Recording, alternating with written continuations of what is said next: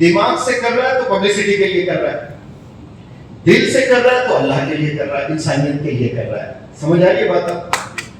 Publicity कोई कर रहा है दिमाग से तो वो बंदा अपने लिए कर रहा है, खुद के लिए कर रहा है, दिमाग का इन्वॉल्व कर रहा है उसमें। जो दिल से कर रहा है वो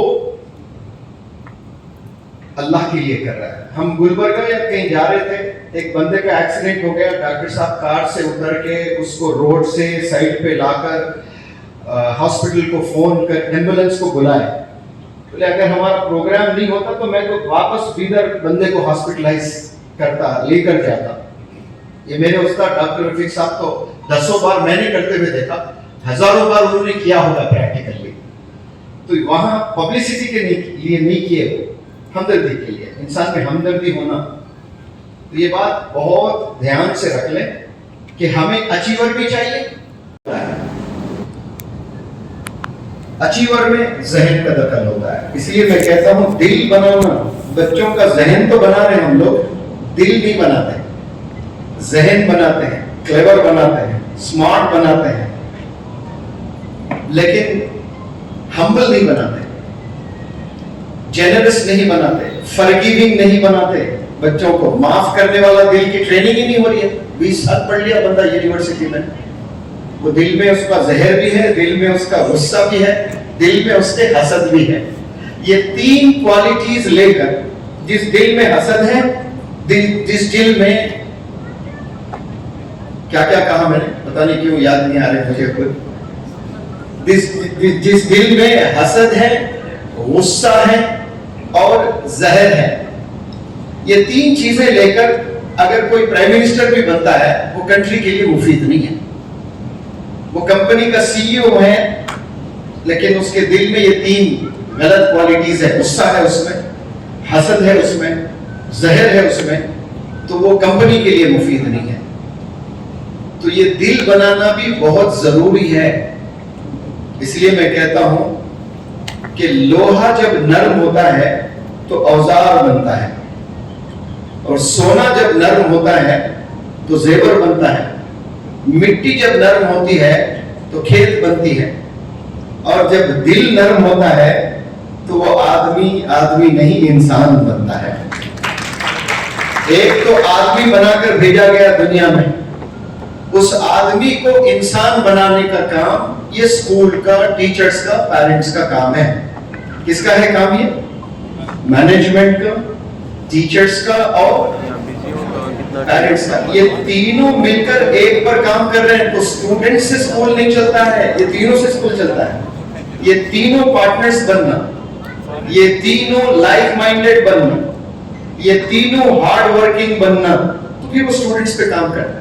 स्टूडेंट्स रिसिपिएंट्स है, वो लोग रिसीव कर रहे हैं, और ये तीनों गिवर्स है, देना है लोग, वक्त देना, मोहब्बत देना, नॉलेज देना, अप्रिसिएशन देना, अवार्ड्स देना, रिवॉर्ड्स देना, ये तीनों देने वाले हैं। लेने वाले कौन? स्टूडेंट्स हैं। तो नर्म दिल पहले टीचर्स का होना बहुत जरूरी है, तब जाकर स्कूल चलेगा। और दुनिया का बेस्ट स्कूल मुनव्वर जमा के नजदीक वो होगा जब एक शहर में 20-25 स्कूल्स होते हैं।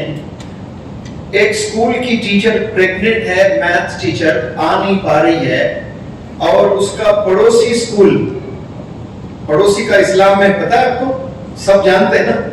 मैं 5 वक्त नमाज पढ़ता हूँ, रोजा रखता हूँ, हज पर जाता हूँ, ज़कात देता हूँ, खूब चैरिटी करता हूँ, लेकिन मेरे पड़ोसी मुझसे नाराज है, खुश नहीं है, तो फिर I am not a true Muslim. मैं एक मोमिन नहीं हूँ, सच्चा मोमिन नहीं हूँ। मैं दुनिया को खुश कर रहा हूँ, अल्लाह को खुश कर रहा हूँ, लेकिन पड़ोसी मुझसे नाराज है, तो फिर मैं सच्चा मुसलमान नहीं है। तो स्कूल्स के भी पड़ोसी होते हैं। इधर शहर में 25 स्कूल्स है, तो वो एक दूसरे के क्या हुए? वो नीबरिंग स्कूल्स हैं सब। एक स्कूल है एबीसी, तो उसके बाद कई सारे स्कूल्स है, तो वो एबीसी स्कूल के सारे वो 25 स्कूल्स क्या हुए?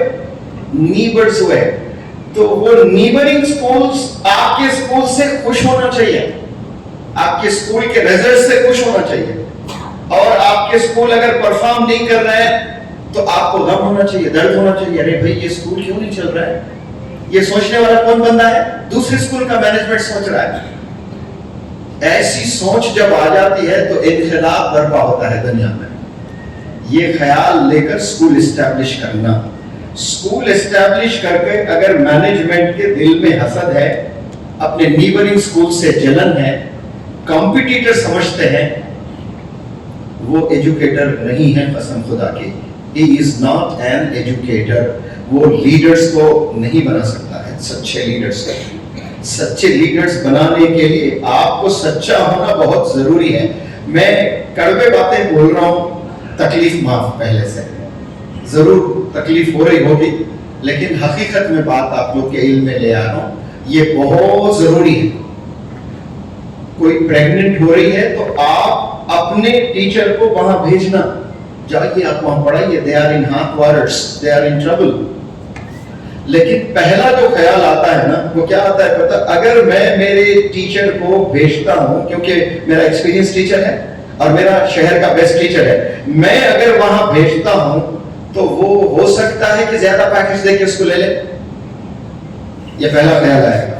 इसका मतलब जब आपने स्कूल एस्टैब्लिश नहीं किया था और करने वाले थे, क्या आपको मालूम था कि कौन कौन टीचर्स आपसे जुड़ने वाले हैं? अब मैं खदीर साहब मेरे अपने हैं, इसलिए मैं आपसे पूछता हूं, खदीर साहब आप जानते थे कि जो भी आपके टीचर्स हैं, आपको पहले से पता था कि ये टीचर्स आने वाले हैं? नहीं पता था। किसने भेजा? अल्लाह ने भेजा। क्या देखकर भेजा? आपके फिक्र को देखकर भेजा, आपके पैशन को देखकर भेजा, आपके एफर्ट्स को देखकर भेजा।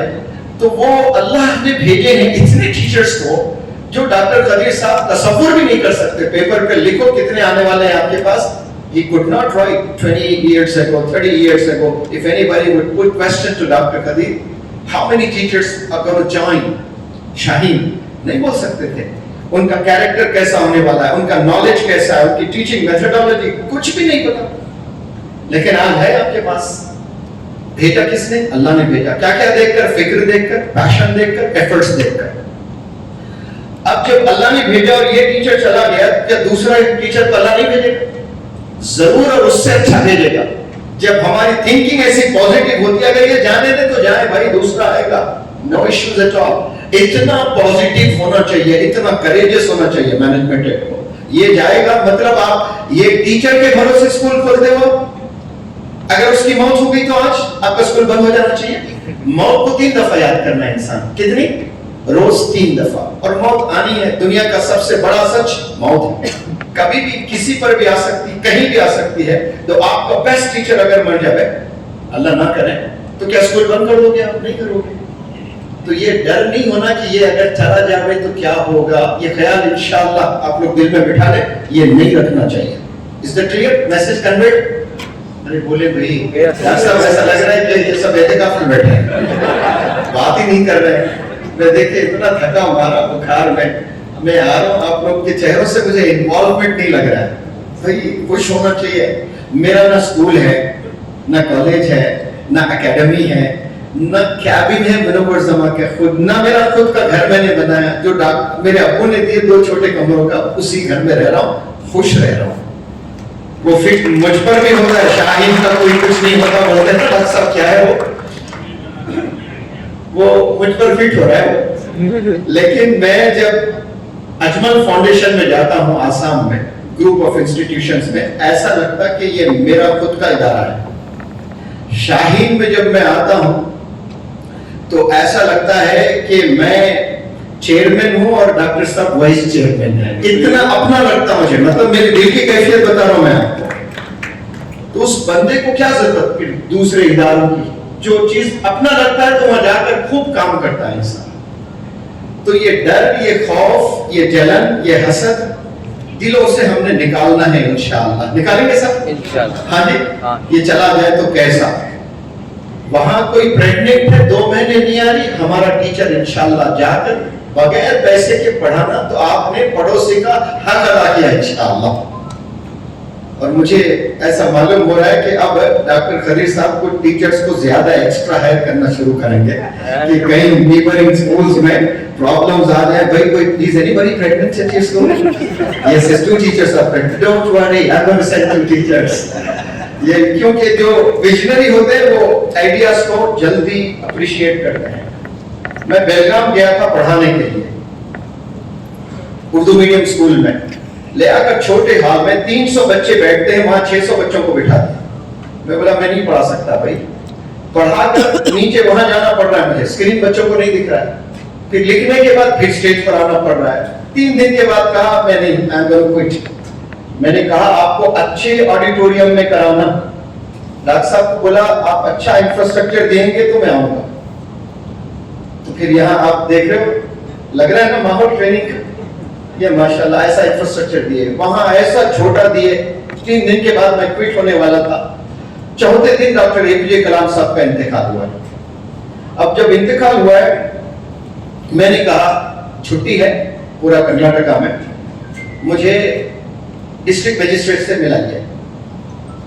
तो उन्होंने क्या क्या करोगे सर? नहीं, जो यहाँ जो रंग मंदिर है वैसे ही वहां पर बेलगाम में कुछ है ऑडिटोरियम गवर्नमेंट का, मैं वो हायर करता हूँ, रेंट पर लेता हूँ। तो उन्होंने कहा कि सर मेरी जिंदगी में मेरे बाल पक गए, 1 दिन से ज्यादा आज तक किसी ने रेंट पे लिया ही नहीं यहाँ पर, आप पूरे 27 डेज कैसा लोगे?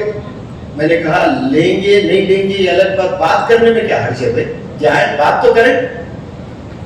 ठीक है चलो आप बोलते हैं तो चलेंगे। हम लोग गए, 3 घंटे बिठाया उसने हमें कैबिन के बाहर। एक मिनिस्टर आए हुए थे, वो 2 भाई वगैरह कोई मिनिस्टर्स है ना कर्नाटका में, अलग अलग पार्टीज में रहते हैं। हाँ, वो जंगलों में भी कुछ है वो लोग का थी। तो स्पोर्ट्स पे, सिंगिंग के, ऐसे राइटिंग्स में बड़े वो कॉम्पिटिशन्स करवाते हैं।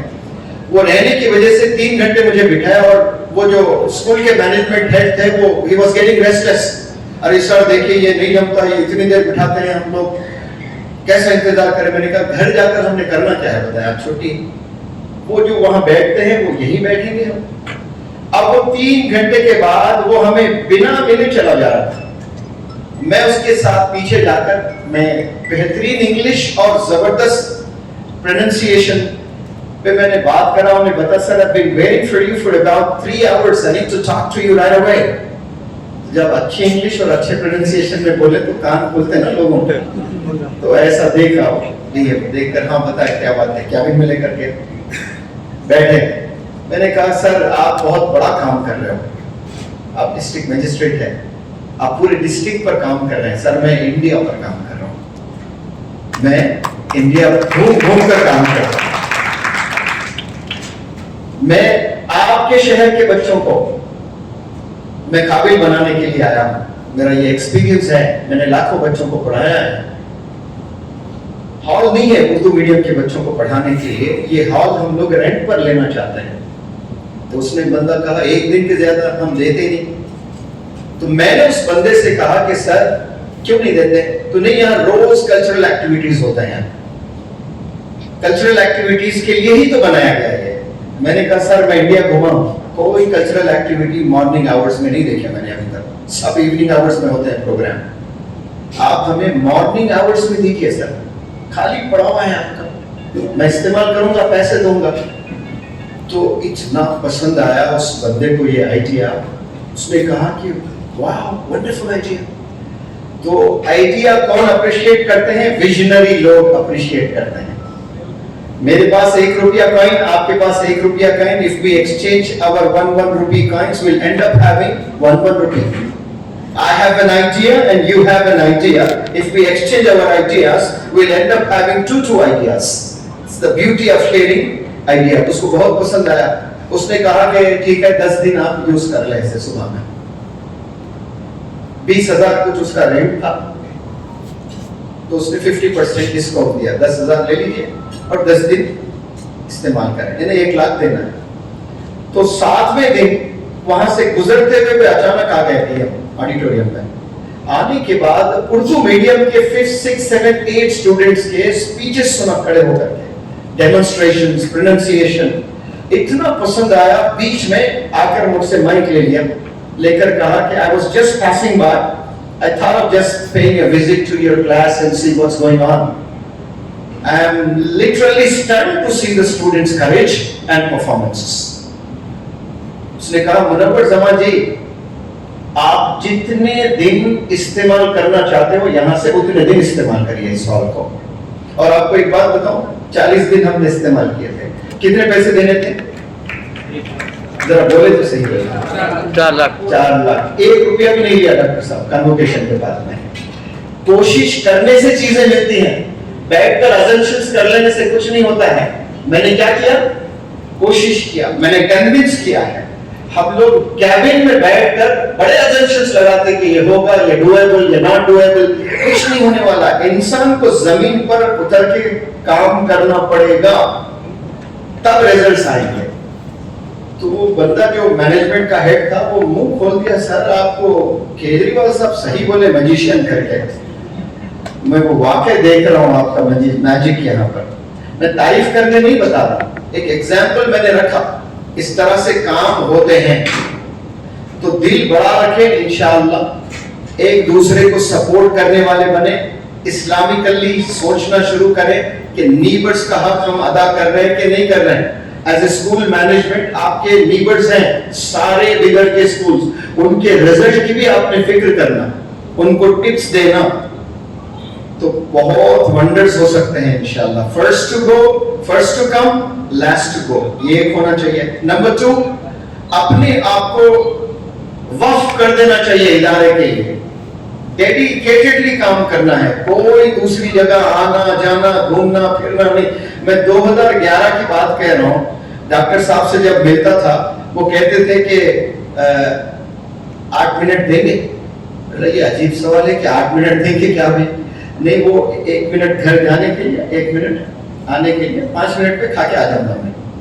इतना कैलकुलेटेड बंदा टाइम का कर रहा है उस जमाने में, तो आज रिजल्ट देख रही दुनिया उसकी, समझ आ रही? जो रिजल्ट देख रहे हैं उस वक्त के डॉक्टर खदीर साहब को नहीं देखे ना, आज के देख रहे हैं सब लोग, क्योंकि आज सोशल मीडिया पे दिख रहे हैं।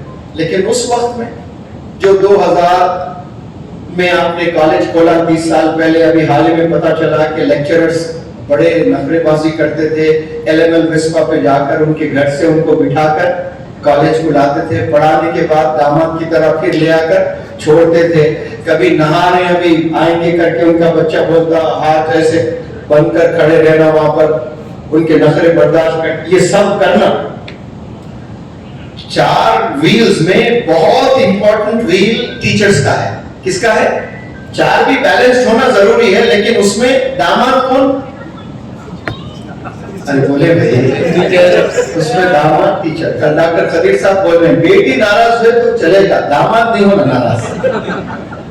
बड़ी बात बताए थे वो, बेटी नाराज है तो मेरी बेटी मैं मना देता हूँ, दामाद नाराज नहीं होना। ये 4 में दामाद कौन है? टीचर। उनके नखरे बर्दाश्त करना, मैनेजमेंट पावर नहीं दिखाना, कमांड नहीं दिखाना, क्योंकि मेन जो गिवर है वो कौन है? वो टीचर्स हैं। और बहुत इंपॉर्टेंट बात बताता हूं मैं आप लोग, ये जो सब्जेक्ट्स पढ़ाए जाते हैं उसमें दिल है ना, दिल, हार्ट, ये मैथमेटिक्स है। इसके लिए आप ये 5-10 हजार के मैथ के टीचर को रखना छोड़ दें, द बेस्ट मैथ टीचर को लाए। मैथ सूरह यासीन बहुत इंपॉर्टेंट है मैथ। मैं 2015 के एक आर्टिकल में पढ़ रहा था, उसमें बताया जा रहा था कि 33% जो यूपीएससी क्रैक किए हैं वो इंजीनियरिंग बैकग्राउंड के बच्चे थे। 33% जो यूपीएससी क्रैक किए वो इंजीनियरिंग बैकग्राउंड के, जिसकी मैथ अच्छी होती है, उसकी क्रिटिकल थिंकिंग होती है, वो क्रिएटिव बंदा होता है, रीजनिंग उसके पास होता है, वो कॉम्पिटिटिव एग्जाम्स अच्छे लिख सकता है, एप्टीट्यूड टेस्ट बेहतरीन लिख सकता है। मैं एक एग्जांपल देता हूं, एक बंदा पहले से डॉक्टर बनना उसका सपना है, डिटरमिन्ड है कि मुझे डॉक्टर ही बनना है, और एक बंदा भी डिटरमिन्ड है कि मुझे डॉक्टर ही बनना है।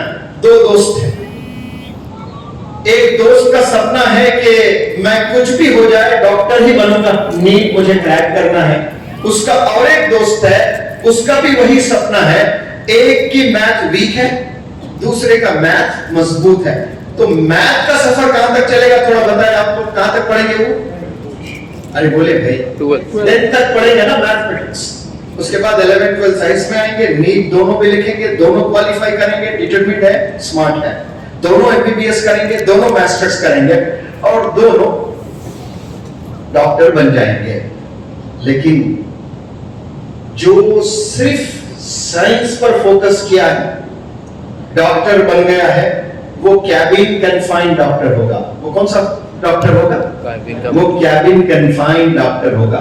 जिसकी मैथ अच्छी है, क्रिएटिव है, क्रिटिकल थिंकिंग है, एप्टीट्यूड बेहतरीन है, वो कैबिन कन्फाइंड नहीं होगा, वो डॉक्टर भी रहेगा, वो हॉस्पिटल एस्टैब्लिश करेगा, बिजनेस के कैलकुलेशंस चलते रहते हैं उसके पास में। समझ आ रही बात जो मैं कह रहा हूं?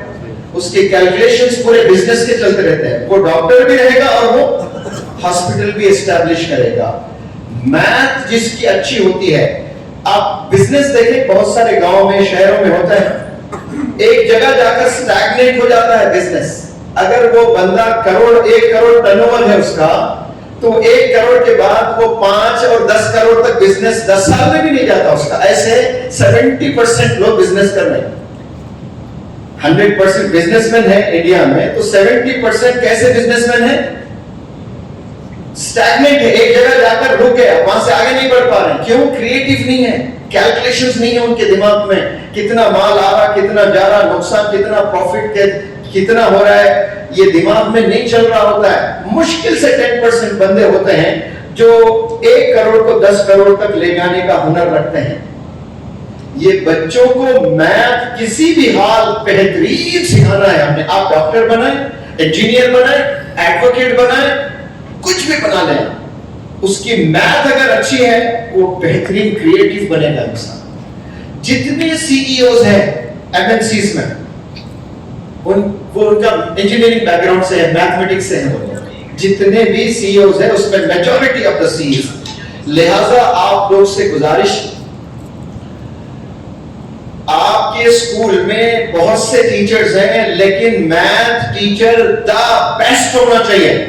उसको बेंगलुरु से लाना है तो बेंगलुरु लाए, उसको घर देना है रेंट पर, आप स्कूल रेंट दें, दूसरे टीचर्स को ना बताएं। लेकिन मैथ अगर बच्चे की अच्छी हो जाए तो बंदा बहुत क्रिएटिव बनेगा। लेकिन मैंने देखा बहुत से स्कूल्स में 4th स्टैंडर्ड में बच्चा कंप्लेंट करता है अपने अम्मी से कि मम्मा math is a very tough subject. ये गाना ये 10वीं जमात तक गाता रहता है, 5th में भी मैथ टफ उसकी, 6th में भी math tough, 7th 8th 9th 10th में भी वही गाना पुराना गा रहा है कि मैथ बहुत टफ है। तो ये 7 साल पहले मालूम हो चुका था कि ये मैथ टफ है। तो मैनेजमेंट ने क्या किया, टीचर्स ने क्या किया, पेरेंट्स ने क्या किया? बड़ा मुद्दा उठाया कि नहीं उठाया? मैंने बड़ा सवाल कर रहा हूं, डॉक्टर साहब भी जवाब दें अगर आपके पास है तो जवाब इसका। अगर कोई 5th स्टैंडर्ड का बच्चा ये इकरार कर रहा है कि मैथ मेरा टफ है, तो फिर मैनेजमेंट 10th तक क्या किया? 10th में जाके फेल हो रहा है बच्चा मैथ में। अब मुझे बताए, कोई फेल होने के लिए क्या 6 साल मेहनत करना है बंदे को? कोई भी अनपढ़ गवार को लंबाड़े को से लाकर उसको मैथ्स का क्वेश्चन पेपर दे, वो फेल हो जाएगा। ये बंदा फेल होने के लिए 7 साल स्कूल जाना पड़ रहा है उसको। मेरे जज्बात तक पहुंचे आप? मुझे नहीं लग रहा कि आप लोग पहुंचे हैं। क्या एक बंदे को फेल होने के लिए 7 साल स्कूल जाना पड़ता है? ये ऐसा ही हो रहा है ना। 66% बच्चे फेल हुए कर्नाटक में। मैनेजमेंट ने क्या किया? 10th में जाकर तो पढ़ नहीं होगा, सवाल ही नहीं है। आप नाइट स्टडीज रखिए, 10% बच्चे फेल होने वाले पास हो सकते हैं अगर नाइट स्टडीज और 10th में उसको डिस्ट्रैक्शन से बचाए। मुश्किल से 20% बच्चे वो नाइट स्टडीज और डिस्ट्रैक्शन से बचाने की वजह से पढ़ सकते, जिसका जहन बना हुआ ही नहीं है, रिसीविंग एंड है ही नहीं उसके पास, एब्जॉर्ब करने की एबिलिटी नहीं है उसमें। एक दीवार है, सपोज ये दीवार है, इसमें मुझे कीला ठोकना है। अब ये दीवार के अंदर सीमेंट है तो वो कीला टिकेगा जाकर। अगर इसमें कुछ नहीं है, हालो है, तो क्या होगा? हाँ, दीवार टूट जाएगी। समझ आ रही है बात? हालो है ये, मैं कीला मारे जा रहा हूं तो होगा क्या? ये अंदर की जो दीवार है यही टूट जाए। अगर अंदर पत्थर हो अरे बोले भाई, केला टूट जाएगा, बोलो ना। हालो है, कुछ नहीं है, खोखला है तो क्या टूटेगा? दीवार टूटेगी। पत्थर हो तो हाँ जी कीला टूट जाएगा, कीला टूट जाएगा। सीमेंट हो अंदर जाके कीला टिकेगा। अब कई बच्चे अंदर से हालो है डॉक्टर साहब कुछ नहीं है, तो उसमें फिलिंग का काम करना, वो एक साल में फिलिंग का नहीं होता है, वो 4-5 साल लगते हैं फिलिंग करने के लिए। ग्रेजुअल प्रोसेस से करना होता है उसको फिलिंग, ओवरनाइट महल नहीं बनता। अब सेकेंड चीज, पत्थर है, कीला ठोकना आपने, बिना दीवार गिराए पत्थर को निकाल कर फिर फिलिंग करना, ये कितना टफ हो गया। यानी तो पत्थर है तो कुछ भी नहीं है, बोलते ना। मेरे स्कूल में 10th में एक बच्चा था, उससे डल, वीक, होपलेस कोई बंदा नहीं था स्कूल में। वो एक दफा जा रहा था, जो भी बंदे जाते प्रिंसिपल हमारे ऐसा कैबिन बनाए थे कि उसके सामने से गुजर रहे हैं तो उसको देखना रोज, आने जाने वाले सब। तो उसका नाम वेणु था, वो जा रहा था, देर से आया था। वो देख लिए, आवाज दिए प्रिंसिपल साहब वेणु, तो सर कोई पैसा गया। तेलुगु में बोला बैठी के लिए रायम देते को बाहर जाके एक पत्थर है ले गया। तो सोचा पढ़ा तो नहीं, टीचर कुछ काम बोले तो अच्छा करेंगे ना, खुश होते करके बड़ा पत्थर लेके आया। तो तेलुगु में बोला यही ना मिला, डाल मेरे पे डाल। तो सर बाउंडर तो क्या बोला, ठीक नहीं रहता सर, मेरे को अच्छा नहीं लगता, डाल मेरे पे डाल बोल रहा हूँ, नहीं ठीक नहीं रहता सर, नहीं। फिर बाद में पेटो करा। अब उसके बाद खेलिए प्रिंसिपल साहब, फुटबॉल, कबड्डी, जो जो खेलना है उसके साथ खेलिए। मतलब उसको उन बोल दिया मैं पढ़ाई के लिए बनाई नहीं, अरे पत्थर है, अब कीले मार टूटते जाएंगे, कीले मार टूटते जाएंगे। दीवार ना गिरते हुए पत्थर को निकालते हुए फिर फिलिंग करना, तो वो बंदा बन सकता है। तो ये 10th में आने के बाद मैनेजमेंट बस 10th पे फोकस करना शुरू करता है, ये बहुत गलत काम है। बच्चों के बेसिक्स को 6th स्टैंडर्ड में मैथ को जबरदस्त कर दीजिए, मैथ और साइंस को 6th स्टैंडर्ड में बेहतरीन कर दीजिए। बच्चों को जान लगा दीजिए, पैसा लगा दीजिए, एक्स्ट्रा ट्यूशन दीजिए, वो बच्चे को मोहब्बत हो जाना चाहिए मैथ्स और साइंस। बेस्ट टीचर को ले आइए 6th में। अब बेस्ट टीचर कौन से क्लास में पढ़ा रहा होता है? अरे बोले भी थोड़ा 10th में पढ़ा रहा होता है, बहुत गलत डिसीजन नहीं है। आप 6th स्टैंडर्ड में द बेस्ट टीचर अगर आपका है, अगर उसने बना दिया आपके बच्चे को, मोहब्बत डाल दी वो सब्जेक्ट्स के साथ में, तो फिर ये बच्चे इंशाअल्लाह 10th में नाइट स्टडी आवर्स ट्यूशन की जरूरत ही नहीं पड़ेगी। हंसते खेलते वो बच्चे मैथ का एग्जाम लेकर आएंगे, साइंस का एग्जाम लेकर आएंगे इंशाअल्लाह। ये गोल्डन टिप्स मैं आप लोग को दे रहा हूँ। 10th के बच्चों पर काम करने की जरूरत नहीं, इसका मतलब ये आने वाले 10th पे छोड़ दें तो 86 बच्चे फेल हो जाएंगे, ऐसा ना करें।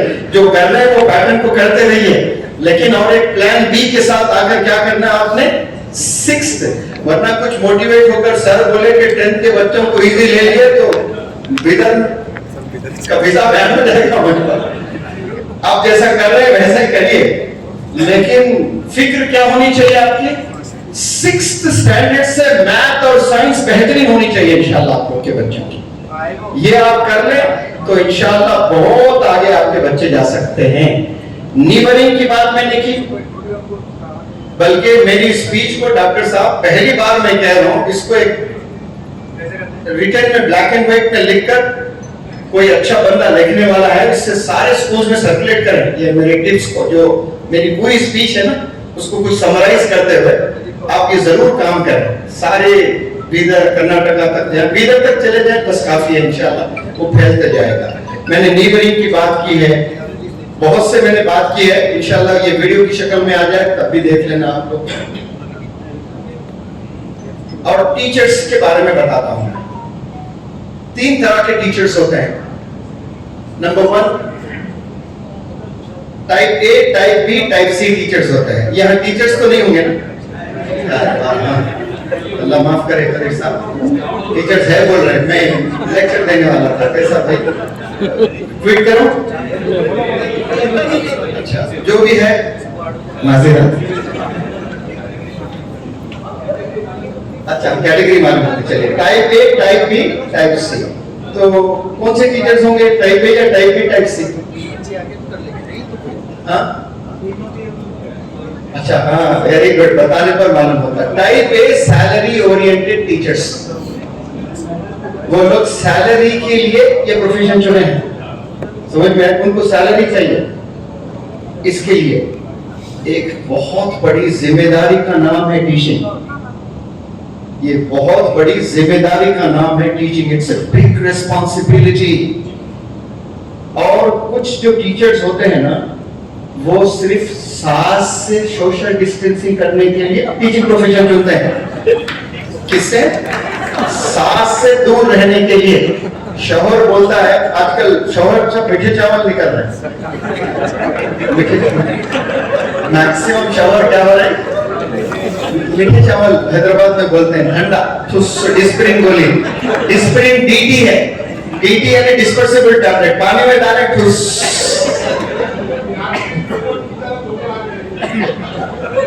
थोड़ा देखिए, हंसाने देख इतनी देर से थके हुए हैं हम लोग।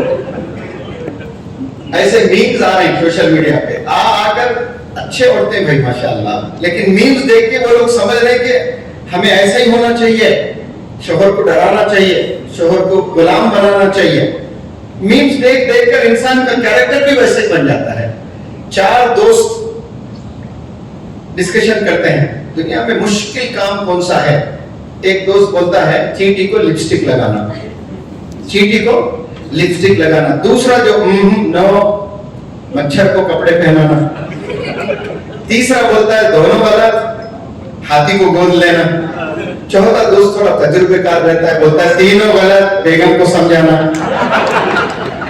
तीनों गलत। देख, अब ऐसे मीम्स आ रहे हैं तो वो नेचुरली हस्बैंड भी कावर्ड हो जा रहा और बीवी को मजबूती मिल रही है। दोनों एक दूसरे को डराने के लिए नहीं, मोहब्बत करने के लिए अल्लाह ने जोड़ा बनाया है। डोमिनेशन किसी का किसी पर नहीं होना चाहिए, समझ में आई? रिस्पॉन्सिबिलिटीज अलग अलग है दोनों के। डोमिनेशन किसी का किसी पर नहीं होना चाहिए। मोहब्बत में डोमिनेशन नहीं होता है, उससे मोहब्बत नहीं कहते अगर उस पर डोमिनेशन आ जाए तो। वहां सैक्रिफाइस होता है। मोहब्बत का नाम सैक्रिफाइस, मोहब्बत का नाम एडजस्टमेंट, मोहब्बत का नाम रिस्पेक्ट। ये क्वालिटीज आए तो फिर वो जोड़े में मजबूती रहती है। बहरहाल कहां से कहां आ गया पता नहीं, लेकिन आता हूं। Type A salary oriented teachers. अब वो हस्बैंड बीवी से पहली बार 1-2 महीने हुआ शादी होकर, तो उसको ऐसा लगता है कि दुनिया में कोई है नहीं, बेगम ही है सिर्फ। अब माँ नहीं दिखती, बाप नहीं दिखता, भाई नहीं, बहन नहीं। अब वो सास की नहीं जम रही टीचर्स है, तो हस्बैंड बोलता कि आप बोर बैठ घर में क्यों बोर हो रही है, why don't you go and work at any school. आप कोई पढ़ा क्यों नहीं लेती, आप बीएड है, आप ग्रेजुएट है, मतलब घर में बैठकर बोर हो रही हैं, आप कहीं जाकर जॉब तो कर ले स्कूल में, टाइम पास हो जाएगा। इसका मतलब शौहर कह रहा है कि टाइम पास करने के लिए स्कूल जाइए, समझ आ रही है? हस्बैंड ये नहीं बोल रहा है कि कौम को जगाने के लिए जाइए, कौम को बनाने के लिए जाइए, टाइम पास करने के लिए आप जॉब क्यों नहीं कर लेते। ये शुरू से माइंडसेट ही गंदा है। तो ये सैलरी ओरिएंटेड टीचर्स होते हैं। कुछ बेचारे मजबूर होते हैं, 8-10 हजार 15 हजार होना जरूरी है, नहीं तो घर नहीं चलेगा, इसके लिए टीचिंग प्रोफेशन में आते हैं। डेडिकेटेड अगर है तो वो टीचिंग प्रोफेशन में आना, डिटरमिन है, डेडिकेटेड है। कल बताया थे ना डॉक्टर साहब, ऑर्गेनाइजर्स बड़े डर रहे हैं, बारिश हो तो कैसा सर, बारिश हो तो कैसा सर, कोई लाकर छतरी लगा। मैंने कहा मेरी कौम भीग रही है और तुम मुझे छतरी दे रहे हो, भेज दो, ये छतरी नहीं चाहिए मुझे। एक sentence did magic on that. उन्हें ऐसा जोश आया, अरे भाई सर तो हमारे जैसे हैं। तो ये जोश, ये जज्बा, ये डेडिकेशन, ये नॉलेज, वक्त नहीं है वरना टीचर को कैसे होना चाहिए, इस पर मैं लेक्चर दिया करता था बहुत, मैं वहां नहीं जाता हूं। Type A salary oriented teachers, type B result oriented नहीं, syllabus oriented teachers. Syllabus complete करके जैसे फतेह किए हैं, काउंटर कर दिया उन्होंने, oh I am done with my job, अल्हम्दुलिल्लाह पहाड़ हट गया फिर से, सिलेबस हो गया। Least bothered whether students have understood और नॉट। पता ही नहीं उसको कि स्टूडेंट्स ने समझा है कि नहीं समझा है। नींद नहीं आना चाहिए अगर स्टूडेंट्स को समझ नहीं आ रहा है तो। स्ट्रेटजीज डेवलप करने चाहिए, टेक्निक्स डेवलप करने चाहिए, मेथडोलॉजीज डेवलप करने चाहिए। सिर्फ सिलेबस कंप्लीट करके खुश।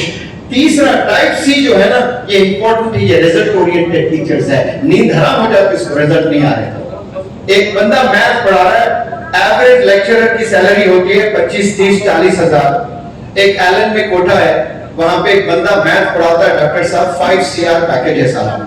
कितना? 5 CR पैकेज है। इस बंदे के उस बंदे के डिग्री सेम है, वही चैप्टर्स पढ़ाते हैं, वही सिलेबस पढ़ाते हैं।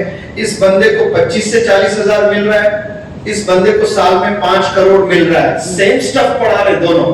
इसमें उसमें फर्क क्या है? इसमें मेथोडोलॉजी है और ये रिजल्ट ओरिएंटेड बच्चों में रिजल्ट लाकर दिखाता है, तो फिर वो डिमांड करता है।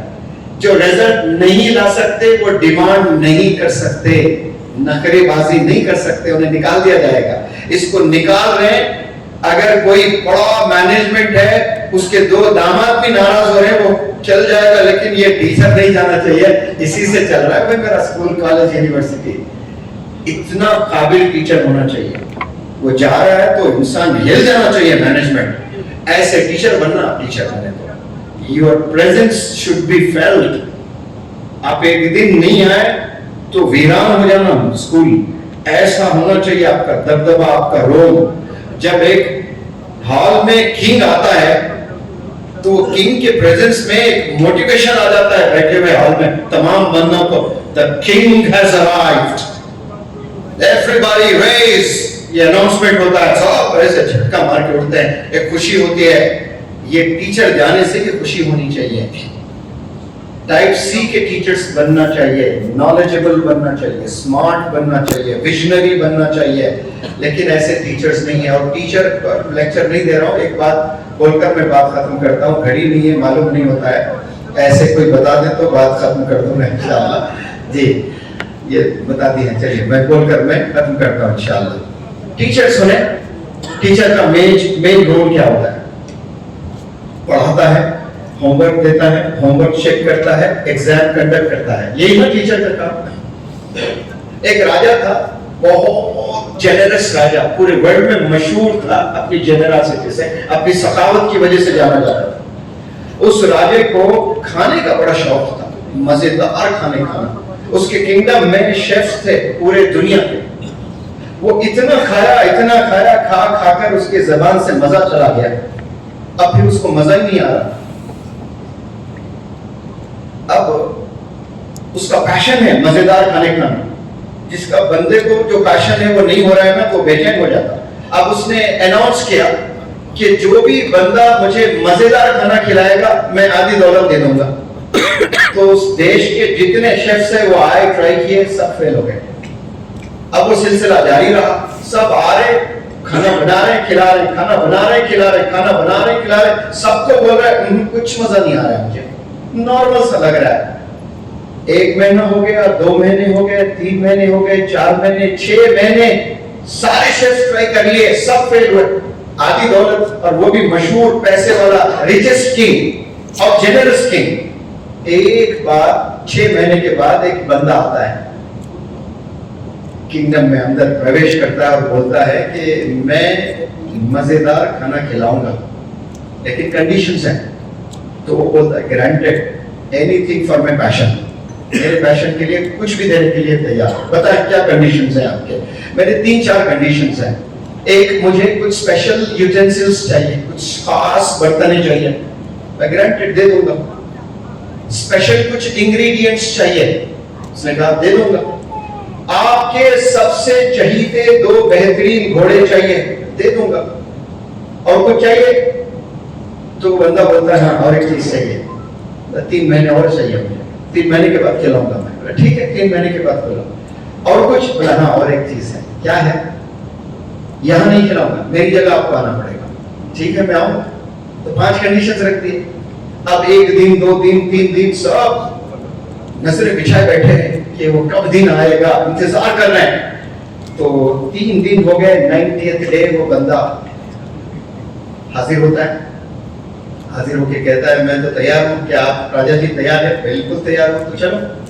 पूरी फौज पीछे चलती है, और चलने के बाद एक जगह आती है, तो वहां कहता है कि यहां से हम दोनों ही जाएंगे। आपके साथ कोई नहीं आ सकता। बोलता है एवरीथिंग फॉर माई पैशन। अब वो दोनों घोड़े पे बैठते हैं, अब मंजिल दूर होती है, अब वो घोड़े दौड़ाते हैं। अब वो ऐसे दौड़ते हैं, ऐसे दौड़ते हैं, ऐसे दौड़ते हैं, ऐसे दौड़ते हैं, ऐसे दौड़ते हैं, दौड़ा दौड़ा दौड़ा दौड़ा दौड़ा के उस राजा को इतना थका देते हैं, और वो थक थक थक कर राजा कहता है रोक दे घोड़ा, रोक दे घोड़ा। तो रोकने के बाद उसको सूखी रोटी पतली दाल खिलाता है, और वो खाकर कहता है सुभान अल्लाह, इससे मजेदार खाना मैंने जिंदगी में नहीं खाया, इतना टेस्टी खाना मेरे लाइफ में नहीं खाया। तो उस बंदे ने क्या किया, भूख पैदा किया उसने। डॉक्टर साहब क्या पैदा किया उसने, भूख पैदा किया। खिलाया सूखी रोटी पतली दाल, दूसरे शेफ्स मजेदार खिला रहे थे, यहां भूख पैदा किया उसने। स्टूडेंट्स को टीचर्स को स्टूडेंट्स में भूख पैदा करना, थर्स्ट पैदा करना, तो फिर टीचर का काम नहीं रहेगा, बच्चे काम कर लेंगे। Hope I have conveyed message. Thank you so very much. फिर कभी मौका मिले तो टीचर्स पे भी बात करेंगे इंशाल्लाह। जज़ाकुमुल्लाह खैर।